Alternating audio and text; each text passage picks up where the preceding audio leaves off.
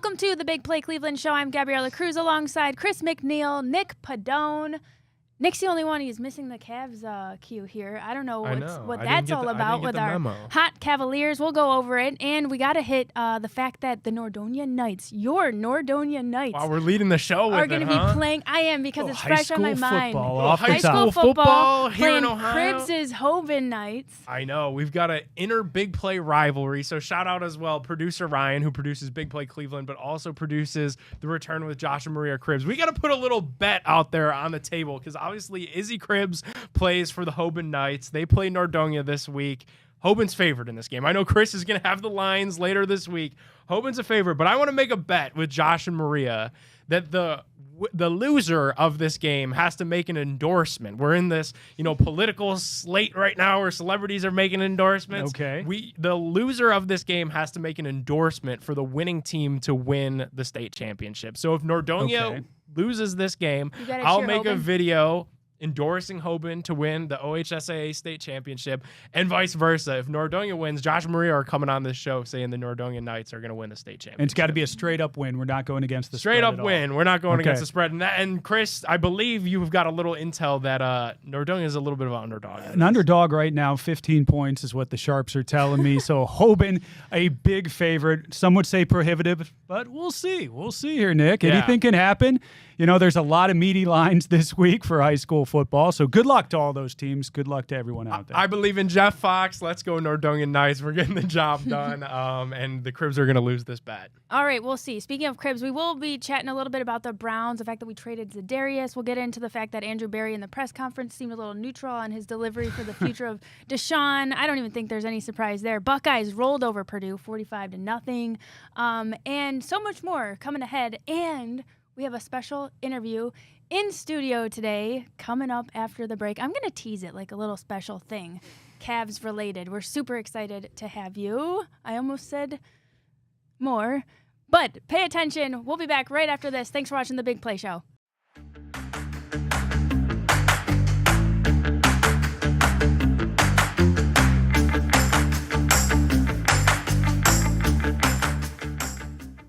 Welcome back to the Big Play Cleveland Show. Okay, I tried my best to tease this, but we've got Cayleigh Griffin in studio. You've seen her on Cavs Live, the pre- and post-game show. We're so excited to have you in studio, especially with the fact that the Cavs are just super hot. This is a franchise record to be up 11-0 on the season, among other things. I mean, Atkinson, in his own right, is doing his own thing as it's the best in the NBA, isn't it, for him to start like this hot? Yeah, it's the first time that a new head coach with a new team has started a season this hot.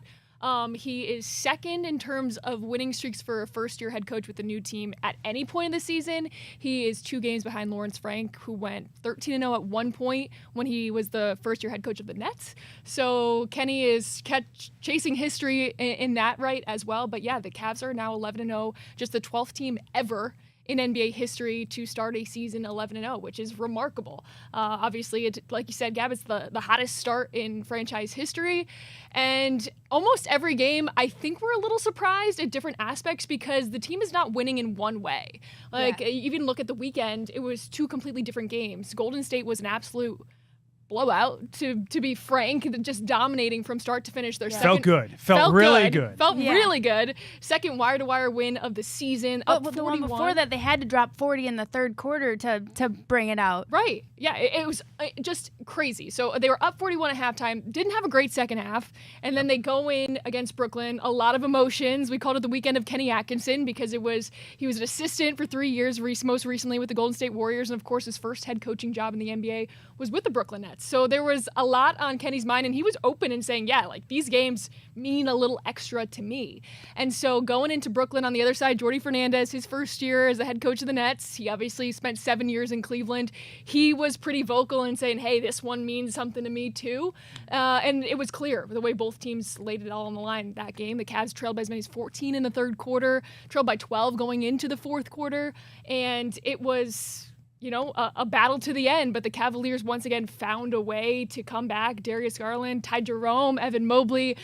It's a different player each night, and I think that's what makes this team so remarkable at this point is there's some superstars on this team. I think we could say that, but there's no egos, which is kind of wild. Like, they have all given up that personal, hey, I need to score this, I need to do this. They just want to win games. So it's been really, really fun. What is it about Kenny Atkinson and the way he goes about things that has allowed the team to kind of meld that way? Yeah, I think every time we talk to a player about it, they just say that he gives them the freedom. And it's interesting because, like, what does that mean? I think everyone can dissect that differently, but Kenny's been really open in saying, when I left Brooklyn, we were in a good spot, but I knew that I needed to go and learn more. And I think his path to getting to Cleveland really speaks to that, because he was then an assistant coach under Ty Lue with the Clippers. Then he spent the last 3 years, like I said, as the assistant under Steve Kerr, won an NBA championship with the Warriors in 2022,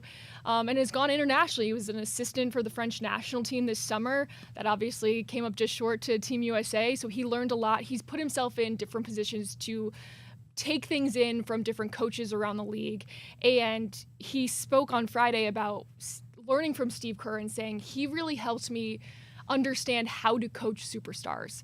And I think that's a really interesting point, because when he was in Brooklyn, they were a very young, kind of rebuilding team, and he started to build a foundation there, but they didn't necessarily have the superstars. And when he was let go, they had just brought in KD and Kyrie and Harden, and so he didn't really have the opportunity to build with those guys. So now, being around the Clippers at that point with Kawhi, and now obviously Steph, Clay, Draymond, learning how to work with those players, I think he brought that with him to Cleveland, and has now learned to work with this team. And again, going into this season, right, I think there were questions like, what is this going to look like? We have the same team essentially from top to bottom that we had the last year, and they were a good team, but it wasn't cohesive offensively. And he has completely flipped that on its head. They have scored 130 plus points in 5 games already this season, when they did it 4 times total last year. So he's brought in a totally new approach. I think he's instilled confidence in this team too. When we usually have George Niang and Tristan Thompson come on post game after home wins, and they both said that, you know, we've all given up a little bit for this, but there's an understanding that Kenny has the confidence in each one of these guys. No one's questioning, hey, am I going to play tonight? Like, he has been very open, saying, like, you're going to play, know that. We're going to find you're going to have your spots. And so I think that approach has just changed how this team is going. Yeah, you're talking about coaching superstars. How much from your observations has been, you know, the execution from a coaching style and the rotations and feeling out chemistry versus literally his reception with the team, you know, like being received well? Totally. I think it's a fine balance between the two, but it also is a buy-in from the players, right? Because Donovan actually said it after last game. He was like, my role has changed this year, but I'm okay. Like, I'm okay with that, and I want to do whatever the team needs of me. And that is, I mean, kind of a crazy comment to hear, and it speaks to who Donovan is as a person. He is the absolute best. But when you have an all-star, arguably all-NBA caliber player in Donovan Mitchell saying, I'll do whatever on a nightly basis. If they don't need me to score tonight, but they just need me to create for my teammates, whoa, that's crazy. You just don't really hear that. So I think this team has just bought all in on, we want to win. We want to be that team this year. And in the NBA especially, I feel like that just doesn't happen so often. That we're seeing it obviously in the results. They're playing such great basketball. There's a joy. They're smiling. They're supporting each other, and we're all reaping the benefits of it. I was going to say, you got to be feeling that right now. Oh my gosh. And even on the post game, you got like George Niang, you got Tristan Thompson. They come in, they do their little spiel at the end. It's very funny for anybody who hasn't checked it out. They do a great job of analysis, but also being funny with it. I mean, you guys are having fun with this. So much fun. I mean, obviously, when you win, you're having fun, right? Right.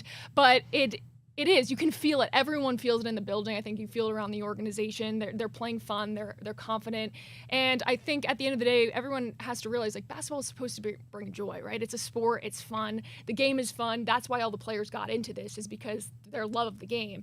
And not saying that they didn't love the game before this, but it's when you have a cohesiveness and you're playing such a good brand of basketball, obviously the joy comes out in a different way. And they're so supportive of each other. Anytime we bring up any player, they are just each one of the guys is the first one to speak so highly of each other. Yeah. And that is so cool. It's just I don't know how to say it correctly in that I've been around the NBA for a decade now, but like to see such joy and so much support for each player is very rare in the NBA, and this team genuinely has that. Well, guy that I'm having a lot of joy watching is Evan Mobley, and it honestly looks like he's having a lot more fun out there as well in this new role. How cool has it been, Cayleigh, as somebody that's covered this team for some time now, to really see this new evolution of Evan Mobley unlock? It's awesome. And again, I think there's been so much chatter about what's Evan going to look like. When's he going to take that jump? Like,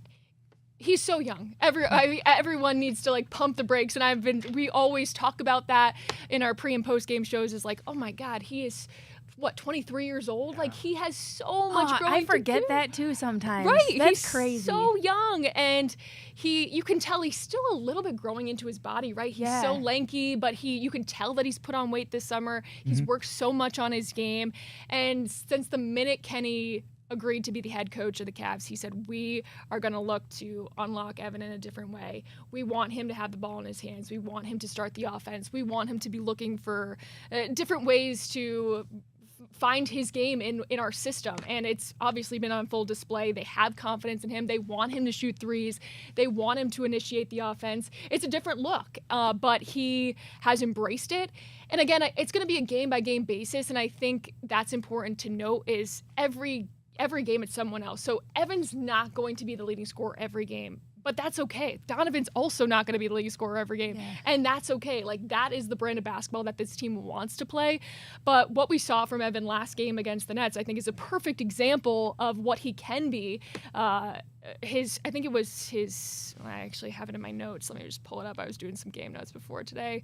He had his 7th career game of 20 or more points and 15 or more rebounds last game. It was also his fifth time he's recorded 4 or more steals in a game. His stat line, what he's doing right now, only him, Wembanyama, and Anthony Davis are doing it on a nightly basis. That'll play. So it's just, it's remarkable. Kenny's allowed him to open up a different layer of his game. And again, it's not going to be something that we see every night, but that is just because of the style of basketball that this whole team is playing, right? So it's been awesome. And obviously that's a huge jump in Evan's game that I think everyone's been wanting to see, and we are seeing it. And it's just, maybe it was just some tweaks offensively for the whole group, not just Evan in particular. One of the things we see coming up in the schedule now is going to be the in-season tournament. How do you expect Kenny Atkinson and co., how are they going to approach this in-season tournament? How seriously are they going to take it? How much does it mean to the organization? What's going to be kind of their theory on it? Yeah, I think they are going to take it seriously. I don't know that their approach changes much to the in-season tournament as it does to like what they're just doing right now, which I think is interesting because Kenny and Darius both after last game acknowledged that we know we're on this 11-game winning streak. It's not something that they're saying, hey, we're not thinking about it. No, they are thinking about it, because how can you not think about it? Yeah, he's like, it's on my mind. I don't know about everybody else. I mean, obviously we know we're not going to go 82-0, but like we're thinking about it. For sure. And he used the line, Tristan's used the line, we are not the hunters anymore, we are the hunted. Every team is going to see the Cavs on the schedule and say, okay, we are going to give them their best because we want to hand them their first loss. So I think in terms of the in-season tournament, they're going to approach it similarly to how they're approaching every game right now, is understanding that each team is going to give them their best on a nightly basis and knowing that it starts this week, but it's also going to be next week in Boston. That is one of the in-season tournament games. Obviously, a lot of eyes are going to be on that one, a national TV game. It's going to be fun, and I think this team is just embracing that. How much fun has it been for just the atmosphere from your perspective, even just your job, your role, but everything that surrounds you? Oh, it's so much fun. And Cavs fans, Cleveland fans are obviously incredible. They show up no matter what, but you can feel it. And the other night against the Warriors, a lot of Warriors fans in the building coming in. We were watching them stream in, but they were quickly exiting the building probably early in that fourth quarter, which is fun to see too. Everyone is just enjoying it. It's so fun. It's so easy, and this team is so easy to root for, right? Is just a bunch of great guys, like great human beings who are also great at playing basketball. So the environment has been rocking at the Fieldhouse every single night. Obviously, it's made for really enjoyable pre and post game shows. It's fun to talk about winning. I would joke with my producer. I'm like, what are we gonna do when we lose? Like, I forgot how to do a losing post game show. It's so weird. We share a coworker now as well, and Booby Yes. Gibson, which is cool for you guys. Absolutely, Booby has been incredible. We've had him for the good chunk at the beginning of the season. He'll fill in throughout the season as well. It's obviously based a little bit on schedules with Brad having some other commitments, which sends AC to the game. But Booby has been super fun. I think he's really enjoying it too. He's brought great energy. We're getting him to loosen up. He was showing his singing last game, which we love. It's been a ton of fun. And again, everyone just enjoying what we're seeing. Wait until you get Freestyle Fridays with Booby. You have to ask him about Whoa. Freestyle Fridays, where Okay. he would come in here on Fridays and he would just do his thing with no. Did you give him a beat? I'm just unfiltered. I'm going to leave it to Cayleigh to Okay, ask. 'Cause wow. Well, we do have a Booby game on Gibson Friday, Freestyle so and he Fridays. is Boom. working on I it. can't so. wait for that new Freestyle segment right there. Freestyle Yes. Fridays. Look at that. We're doing About some it. good stuff. Okay. Yeah. I like that. For sure. Huge thanks to Cayleigh for popping in here. We know you got to run. Always fun talking Cavs, and always fun when they're undefeated and winning too. Even in November. It's Yeah. amazing. We're talking about Yeah. them before Thanksgiving, before Christmas. I mean, a lot of people say, the season doesn't even start until you get to Christmas. We're talking early November. Everybody's excited. This has been a lot of fun. No question. It has been so much fun. We hope to keep it rolling. Again, a big week. The team has had a ton of games to start the season, which is rare. I think I've played the most games of any team in the NBA right now. So that is also, probably playing a little bit of a little toll on the team in terms of keeping bodies fresh. But, knock on wood, keep everyone healthy, and let's keep it rolling. Cayleigh, thanks so much. Keep up the great work on Cavs Live. And where can people follow you on social media? At Cayleigh Griffin, I think is on every single handle that I have. We're trying to build up a little TikTok thing. We got Booby and Nice. AC doing TikToks. AC's been dancing. So Oh, I can't Look out wait for for those. that. All right. That's going to be AC gold. talk. Yes. Thanks so much for stopping in. thanks, guys.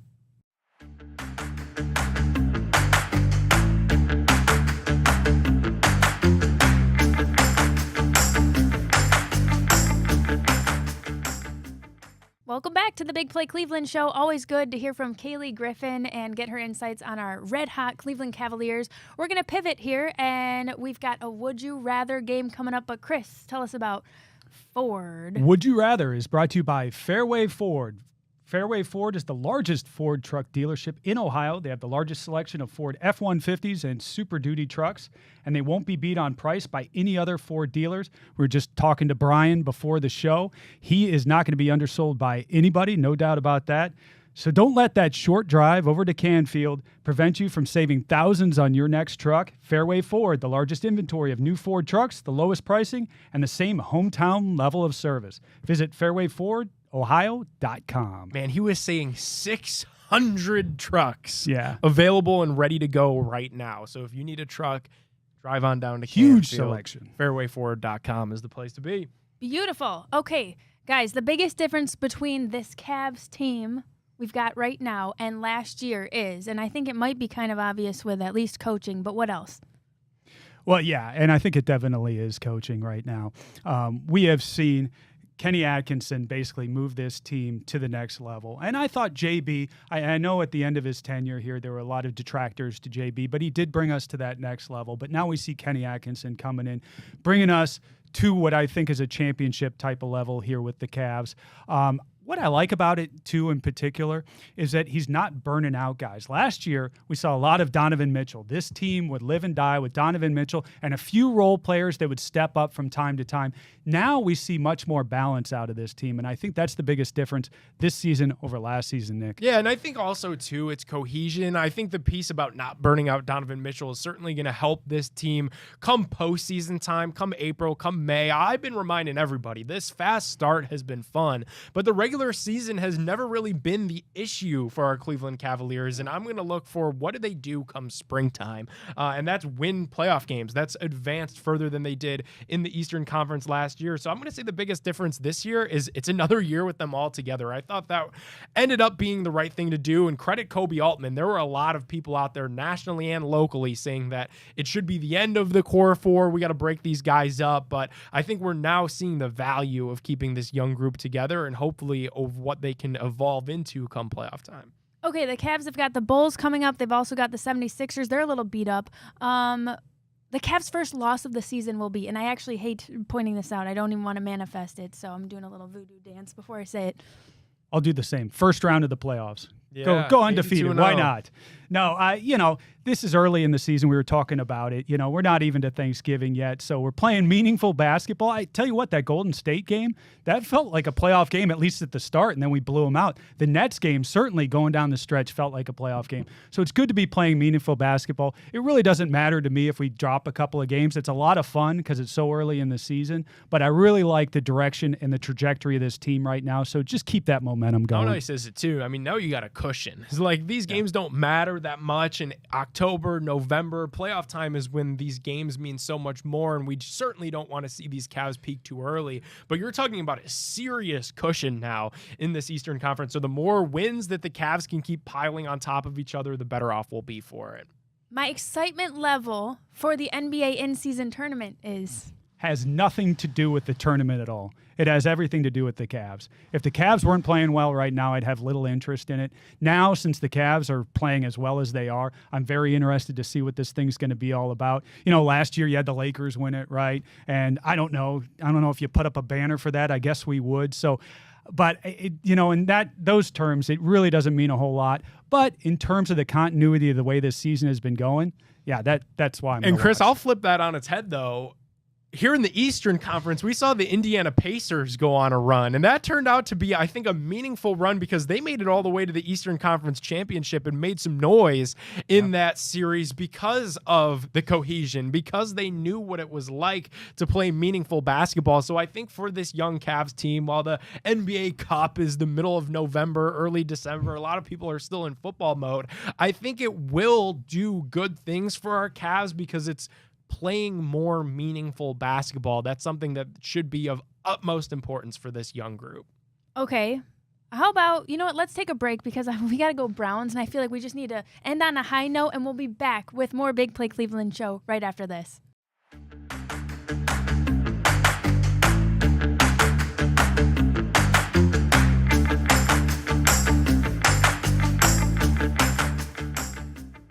Welcome back to the Big Play Cleveland show as we continue our fill-in-the-blank game. We're looking at the Browns here. The Browns need to look blank coming off the bye week. Watchable.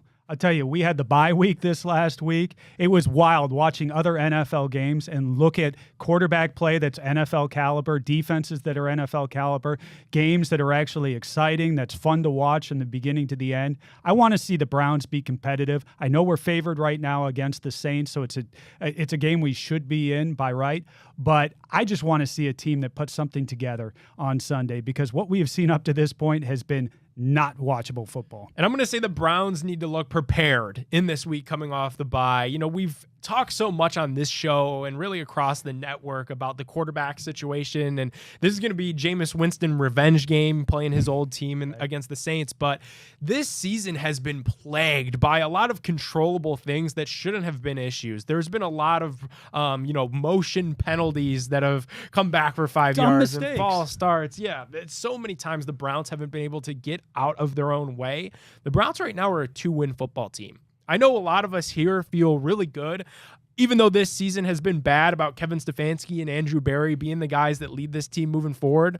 With just 2 wins and Jimmy Haslam is your owner, and you look at the schedule trying to find where those next wins can come, you don't want to let those bad losses keep creeping in and those unprepared losses keep showing their ugly face. Browns got to look prepared this week or things start getting ugly. And you mentioned something there, coming in off a bye. You look at coaches like Andy Reid, they don't lose off of byes. So there's going to be a little bit of a referendum this week on Kevin Stefanski and whether he can have these boys ready to go. I don't care if you've got a backup quarterback. I don't care the injury situation. I don't care what's going on the offensive line. You got to be able to scheme. Right now, you're favored over the Saints on the road. You got to be able to show up and get things done coming out of a bye. And the Saints just showed it, Chris. They got to win this past week with their new interim head coach. So lot of pressure on these Browns to win, even though the games probably don't mean as much with the Browns already out of playoff contention. I think they're in a good position. The Saints are not that good. They won the first 2 games, shockingly, but then they lost like 5 in a row. And yeah, they did win this one with their new interim head coach. But I think we're in a good position actually to take advantage and get the dub. Yeah, and that always happens. Whenever a coach gets fired, the interim coach usually gets the crew motivated, and you go ahead and you win that next game. I'm glad for the Browns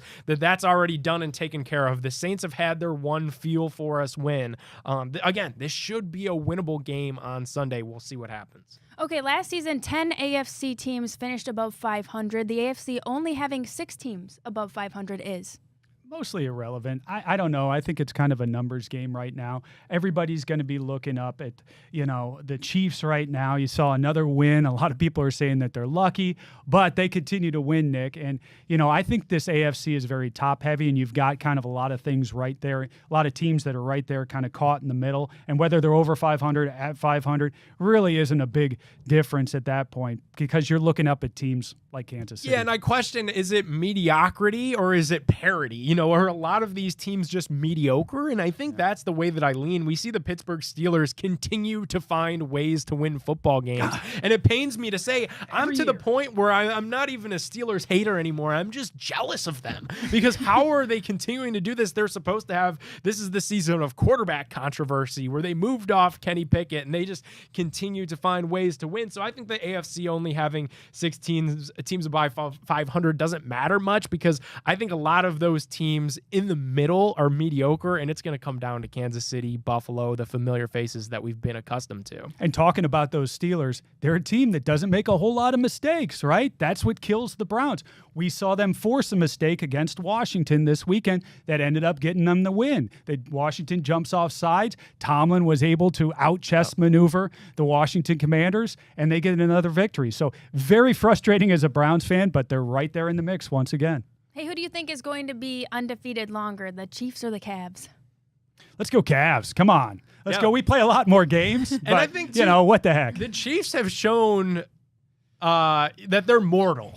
I don't know that the Cavs have shown that. The Cavs a little look lucky. Really good. A little lucky if you're the Chiefs. Yeah.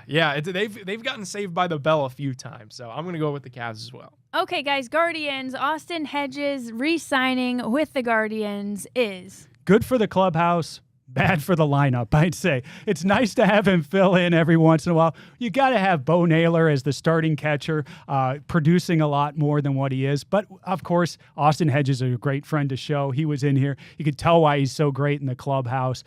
Didn't do much with the stick. He was in here. He talked about it. He's very open with it. Like to see some of that out of him next season. But I do like having personalities like that around the ball club. For sure. Great for vibes. Great leader. Great for my sportsbook balance. Shout out my buddy Gab Gowdy. The live bet, Austin Hedges strikeout, just prints money every baseball season. But seriously, he's a great leader for these young dudes. Fading hard. We know what he means to the group. We know what he means to my sportsbook balance. I'm pumped that Hedges back, because I seriously do think that veteran leadership went a long way for the Guards, and it's part of really what got them to the championship series this past year. So I want to see this be maybe Hedges last year, second to last year, however long he wants to keep going, and then take a bench coach role. He talked in here with us that he wants to get into coaching. Yeah. I would love to see Austin Hedges be a guy that sticks around this organization for more than just this one season as a player. We love catchers, right?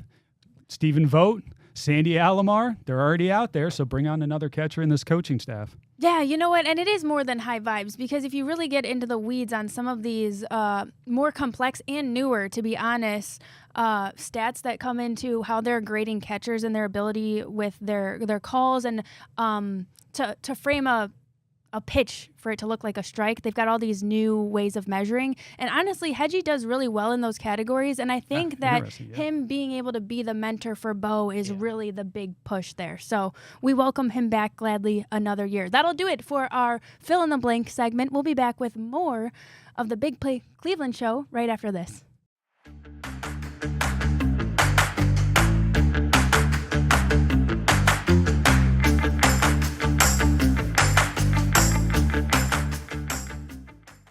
Welcome back to the Big Play Cleveland show, where we got so many games today. Chris, are we doing a Would You Rather?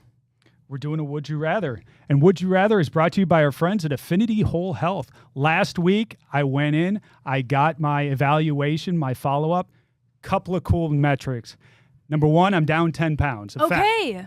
Number 2, I'm up 2 pounds in lean muscle.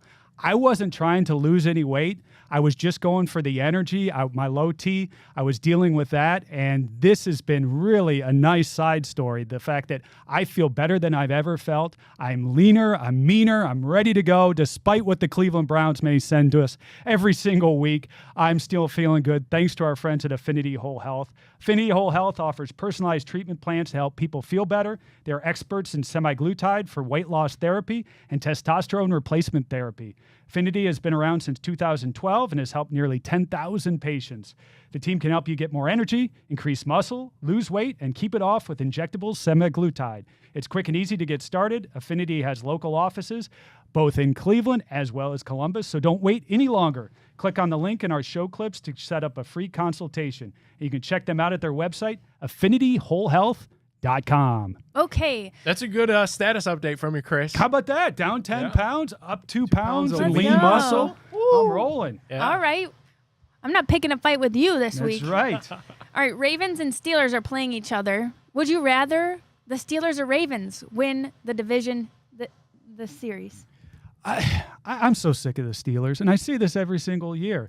I'm just sick of them being able to claw and figure out their way to be relevant when we are the exact opposite. We come in here every year with a roster that we think can compete at the very highest levels of the AFC, and we end up down near the middle if we're lucky, or at the bottom like we are right now, whereas the Steelers keep clawing their way. So I'm done with the Steelers. Let the Ravens have their day. That hurts me as well. But of those two, it's the reverse Sophie's choice. I'm picking Baltimore. Yeah, I mean, this here's all it boils down to in my mind. And after torturing myself watching real NFL football all weekend long, I've just come to the conclusion that the Pittsburgh Steelers are a winning organization. And until proven otherwise, the Cleveland Browns are a losing football organization and should be treated as such moving forward.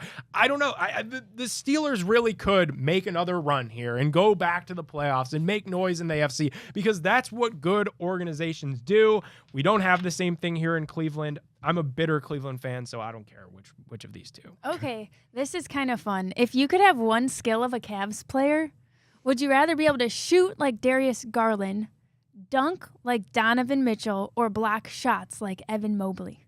Dunk, for sure. I would love to be able to Easy. dunk. No, I'd love to stuff you. Oh, yeah. Really? You want to go for the block? Yeah, I think so, because it's kind of like, ooh, in your face. Yeah, right up there. I tell Get you, that weak stuff out of here, as Cayleigh's partner would say. some of it stems from my own frustrations because being 6'3", 6'4", right in that range, I should be able to dunk, Nick, and I cannot dunk. I can't even really come close. Hey, with a little more your Affinity Whole Health, give yourself a couple weeks Maybe here. more lean muscle, just keep piling it on. I'm going to be dunking like Donovan Mitchell here within a week. So I would absolutely love to be able to dunk, so give me those ups. Yeah, same dunk. I think if you pulled chicks dig dunks. Yeah, Come on. If you pulled 100 relatively undersized white men this question, they would all they're all reply gonna say dunk. I get it. I think that I was just assuming that if I was a dude, I could already dunk, and so I went with I would just want to black your ass. Okay, guys, would you rather the Buckeyes get a bye or host a first-round playoff game? I kind of like the idea of hosting, to be Would honest be with really fun. At the shoe. At the shoe, I mean, for those of you that have been to Ohio State Buckeyes games, it's already nuts. Then you bring a playoff atmosphere to it. You add a little bit of the elements, which you don't see through most of the season. You really don't in college football anymore. This, we would have those elements. You're playing a lesser opponent there in the first round. It avoids some of the rust issues you might have with, obviously being a college team, a younger team. So I am not against hosting right there in the first round and not getting a bye. Yeah, I do something just tells me though, take the bye. Do the smart, responsible thing, especially in college football. These kids are getting beat up. They are just kids out there. Give them the week off to rest, get their body right. But you're right, Chris. Having that atmosphere at the shoe would be different. Maybe I would be really advocating for the bye if it was a different school, if it was, Kent State, who I'm still waiting to win a game. And even when they're good, that Dick Stadium atmosphere is never really one to be rivaled. It's usually pretty quiet and subdued in there. But at Ohio State, a home playoff game would be crazy. So, yeah, there's a tiny part of me that's pulling for that. All right, let's pivot here. Jake Paul, Mike Tyson, this Friday. Would you rather Paul or Tyson win the fight? I'll tell you what. I know Jake Paul's like the local guy and everything, but Mike Tyson, from my youth, that guy was a regular badass. And I would love to see that guy go out and just recapture a little bit of that magic. So I would love to see Mike Tyson knock out Jake Paul. I'd love to see that happen on Friday, just to relive a little bit of the magic, the Mike Tyson punch out back in the day, the 90s, when he was really killing it. And I mean, if you want to make this a Cleveland thing, Mike Tyson lived in Cleveland from the 80s, like all the way until the late 1990s. Like, Mike Tyson has some Cleveland roots himself. This is going to be interesting. I don't know who's going to win this one because the large. It's got to be Jake Paul, right? Dude, so the yeah, large. It's got to be, yeah, right? But so the large piece of my brain, right, says that. It says that it's going to go very similar to the other Jake Paul fights. Or Mike Tyson's 58, but then he's smart. Yeah. The little part of my brain says this is different, and he's picked on the wrong guy, and this is Iron Mike. This isn't one of these UFC guys where you guys don't really Dana White pays those guys dirt. Ben Askren, Tyron Woodley, they were willing to go in there with Jake Paul for the payday. What happened in there didn't really matter that much because they were making tens of millions of dollars. And that one fight was more than they made throughout 30 fights in the UFC. Mike Tyson's a little bit different, though. I think there's a competitor in Mike Tyson that maybe Jake Paul hasn't faced before. The crazy old man strength on top of just being crazy overall. And it's a heavyweight That's a combination. Fight. It's a heavyweight fight. Jake's not a heavyweight by nature. It is going to be interesting. No There's disrespect. a small piece of my brain that wonders. I know it too. I'm with you on that wavelength. And it's no disrespect to our Cleveland ties and Jake Paul, but I would like to see Mike Tyson just kind of manhandle him like he did. Have you seen that video with Hezbollah? And Mike Tyson. Did you see Mike Tyson? It's endearingly hilarious. And Mike honestly, Tyson said he was I didn't know that was a grown man. I didn't know that it was a grown man. I know. And I think that video is actually funnier than the actual footage of it, to be honest. Google it to look up Mike Tyson talking about it. All right, well, that'll do it for our Would You Rather segment. We'll be back with more Big Play Cleveland show right after this.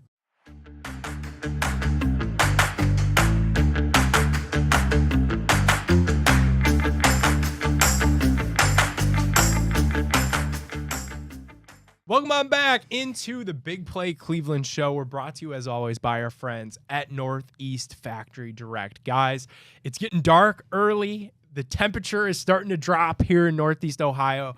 That means you're going to be spending a lot more time inside. If you're like me, I've noticed that this past week, 2 weeks, ever since the daylight savings madness, I've been in my house a lot more, and I'm glad that I hit up Northeast Factory Direct before this time change, but there's still time for you guys. Before the winter months hit, before the snow really comes down, visit Northeast Factory Direct, and you're going to see what we talk about on the Big Play Cleveland show every single week, that it's truly a unique furniture buying experience. You could shop online anytime by visiting northeastfactorydirect.com. But check them out in store: Cleveland, Euclid, Macedonia, North Canton. If you're looking for an even better deal, you could check out an outlet in Euclid or Canton, and make sure to ask about that Big Play bonus. When you do, they're going to hook you up with an extra special hookup. You're going to be glad that you did. Go check them out, Northeast Factory Direct. Guys, the Browns are back off this bye week. I feel like we have successfully eluded a lot of Browns talk on this show. How about this past weekend? And I think it just speaks to the sadness of where we're at right now as a Cleveland Browns community. And it was fun to celebrate Austin Hedges coming back, and Twitter streets have been just elated about these Cleveland Cavaliers. But Saturday into Sunday, the Browns rookie QB debates are back. They're back, Chris. I'm willing to declare that we are now fully in a mode where we're debating which rookie quarterback people want the Browns to draft this April. And that's still 6 months away from now. And we're mid-season right now. Now, fortunately for our current situation, Kevin Stefanski came out in his press conference, said Jameis Winston is going to be our starter for the rest of the season, is what he's saying right now. So we had the debate last week about DTR, whether we're actually going to go to DTR, whether we're going to see what he's got. As of now, Nick, Jameis Winston remains the starter for this team. And that's the right call. I said it last week on the show. I think Jameis Winston as the full-time starter, you know what you're going to get, but also it lets you evaluate what you have. It lets you evaluate next year, do you need a left tackle or could it be DeJuan Jones? How high should you draft a wide receiver? Because can you rely on Cedric Tillman? I think it lets the Browns answer a lot of those questions, even though they're not competing for much, even though they are in the basement of the AFC North right now. I think Jameis gives you a very clear picture on what the future of this offense should look like. Now, you mentioned it earlier. We're playing the Saints this week. Jameis Winston has played for the Saints in the past. Is there any juice there? Do you think him going back to show him up, do you think there's some emotion there as he's going back to New Orleans? I think that's just human nature, you know, and I do think there will be a little extra juice there for Jameis. Obviously, that was an organization that he had spent a lot of time with and has been through, a little bit of a tumultuous period where they were moving off of Drew Brees. They were trying out a number of different quarterbacks, and I really believe that Jameis should have gotten a little bit of a better look there with the Saints. He never really got a true fair try. So I hope he feels the same way going back down there to New Orleans. And I think he's got something to prove this weekend, which should be fun for us Browns. I kind of feel like no matter what, you always have that little extra juice going back to your old team, It's even if it always ended in the on the back great of your terms. head, yeah. I mean, even look at Kenny Atkinson, Golden State Warriors. It's like he had such good times there, but I still think there's that punch you want to pack when you come in to play your old team. Yeah, big time. I mean, and you hit on it, Gab, right? Like Kenny Atkinson won championships with the Warriors. Like his time with the Warriors did exactly what it was supposed to do because it got him back as a head coach in the NBA, which is very difficult to do. And there was still added motivation for him to go and beat Golden State. So yeah, anytime you play a familiar team, that's going to be there. And then for our Browns, Chris, you kind of sidestepped my question. Do you have a rookie quarterback that you have in mind? What are you guys I'm thinking? not even touching it right now. Yeah. I am at that point. I don't want to touch it. I'm not getting into those debates. There are some theories of thought that say don't even look at this. And Like, I've Maybe seen that too, pause. Gab. I kind of like the bridge idea with the Jameis Winston. You still got to get out from underneath this Deshaun Watson contract, no matter what you do. And so eventually that's going to have to happen, and that's going to be the number one priority for me. Number two, when we're looking at these quarterbacks, I want somebody who's going to fit. I assume we're going to stick with Kevin Stefanski here. And so if we're going to do that, let's find a quarterback that actually fits his system, not somebody who's going to operate a whole lot outside of the pocket, somebody who can operate within his offense, week in, week out. And we've seen that work before here. And what I'd like to see is something that matches. So you get that directional throughout the entire organization. Everybody's on the same page. Everybody's in alignment. I would seriously. This is what I would do if I were the Browns, because I do want them to keep Kevin Stefanski.